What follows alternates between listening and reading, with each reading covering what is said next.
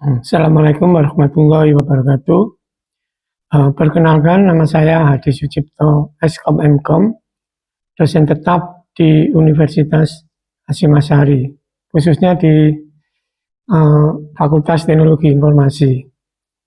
Kebetulan saya mengampu mata kuliah analisa dan perancangan desain. Ya. Jadi deskripsi mata kuliah ini adalah mata kuliah yang mempelajari konsep dan teknik dalam menganalisis serta merancang sistem informasi, baik yang sudah terkomputerisasi maupun manual, ya, untuk mencapai tujuan bisnis yang efektif dan efisien.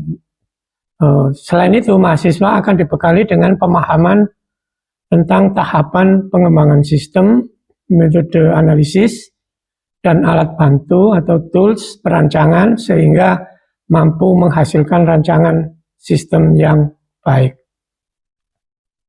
Capaian pembelajaran lulusan ya dibebankan yang pertama adalah mampu menunjukkan kinerja yang mandiri dan bermutu dan terukur.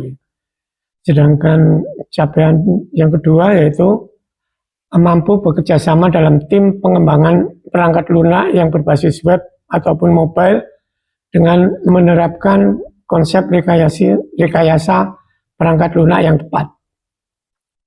Sedangkan yang ketiga adalah menguasai konsep teoritis di bidang pengetahuan ilmu komputer atau informatika secara umum dengan konsep teoritis bagian khusus dan dalam bidang pengetahuan tersebut secara mendalam, serta mampu memformulasikan penyelesaian masalah prosedural. Dan yang terakhir adalah mempunyai pengetahuan dalam pengembangan algoritma atau metode yang diimplementasikan dalam perangkat lunak berbasis komputer. Ya.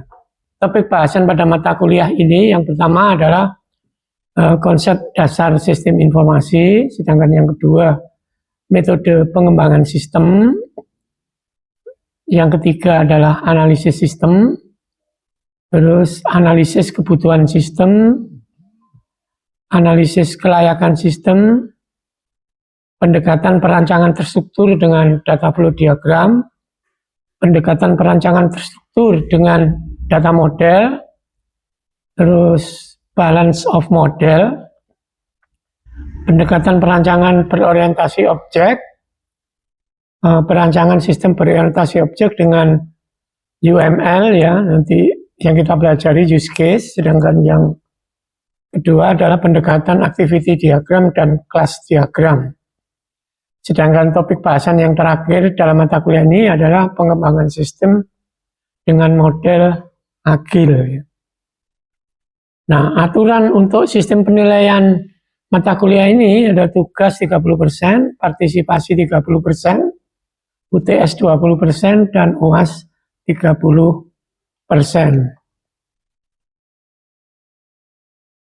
Untuk metode pembelajarannya kita yang pertama adalah ceramah, 2 presentasi dan diskusi, terus yang ketiga adalah kuis, yang keempat yang paling penting adalah project based learning ya, dan yang terakhir adalah nanti di akhir semester itu ada studi kasus.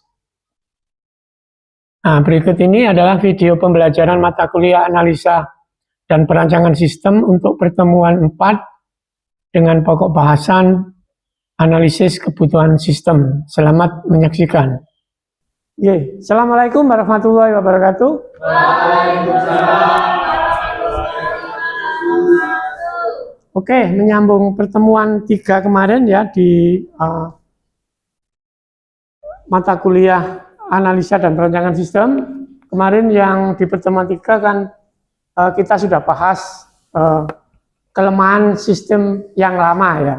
Nah, untuk hari ini di pertemuan 4 ini kita membahas tentang analisis kebutuhan sistem ya. Jadi kenapa kok kita butuh analisis? Ya, kenapa? Kenapa? Kenapa kok kita butuh analisis? Jadi kebutuhan sistem itu kok analisa, kenapa? Ya karena kita kemarin kan sudah belajar kelemahan, ya dari kelemahan itu baru nanti ke spesifikasi kebutuhan, functional requirement ya. Baru nanti kita masuk ke dalam tahapan desain ya. Oke. Nah, untuk pertemuan ini CPMK-nya adalah mahasiswa mengerti konsep, langkah-langkah dan cara menganalisis kebutuhan. Jadi di samping Anda ngerti konsep, Anda juga harus bisa menganalisis, ya, menganalisa. Jadi sistem ini butuh apa saja gitu ya. Nah, untuk indikatornya di LPS itu kan ada indikatornya. Jadi ketepatan mahasiswa dalam memahami, menganalisis dan menjelaskan konsep dasar kebutuhan fungsional ya. Sedangkan yang kedua adalah menjelaskan konsep dasar melalui analisis kebutuhan non fungsional. Jadi kan intinya kebutuhan fungsional itu kan dua, functional requirement dan non fungsional ya. Jadi non functional requirement. Nah, itu indikatornya. Nah, di pertemuan 3 kemarin ya, di pertemuan 3 kemarin kan kita sudah membuat sebuah dokumentasi tentang kelemahan sistem ya. Jadi dalam analisis Anda nanti Anda akan berdasarkan kemarin metode BIJIS itu kan Anda mengerti tentang kelemahan sistem ya. Dari sini baru kita masuk ke dalam sistem requirement. Jadi kebutuhannya apa software yang kita bangun itu ya. Perangkat lunak yang kita bangun itu seperti apa. Nah, itu kita butuh namanya sistem requirement. Nah ya, selanjutnya jadi sistem requirement itu apa? Jadi tujuannya adalah untuk memahami dengan sebenar-benarnya kebutuhan dari sistem baru dan mengembangkan sebuah sistem yang memadai kebutuhan tersebut gitu. Jadi intinya itu. Jadi sistem requirement itu harusnya jadi kebutuhan fungsional atau jenis kebutuhan yang berisi proses-proses apa saja yang nanti kan dilakukan oleh sistem gitu ya. Namanya juga fungsional ya. Nah, ini berisi apa? Kebutuhan fungsional itu berisi informasi-informasi apa saja yang harus dihasilkan oleh sistem. Jadi intinya ada 3. Apa itu? Apa itu? 3. Jadi fungsional itu intinya nanti itu ada 3, yaitu input, proses, output. Itu yang jadi kunci. Jadi nanti ya. Nah, itu kata kuncinya. Nah, sedangkan non-functional requirement itu lebih cenderung ke operasionalnya. Ya, jadi kinerjanya seperti apa nanti yang kita bangun. Jadi semacam platform gitu ya. Jadi kita butuh apa saja. Nah, lebih cenderung ke hardware sebetulnya. Keamanannya seperti apa gitu ya. Keamanan sistemnya seperti apa. Itu non-functional requirement. Jadi saya tadi sudah bilang bahwa functional requirement itu intinya ada 3 ya. Apa saja? Input, proses, output. Itu wajib ya. Itu wajib hukumnya. Nah, seperti ini masuk apa ini? Sistem harus dapat melakukan entry buku yang berhubungan dengan pendataan buku. Jelas ya. Berarti itu apa itu? Input ya. Terus yang kedua, pengguna bisa menambahkan koleksi buku baru yang akan dikeluarkan.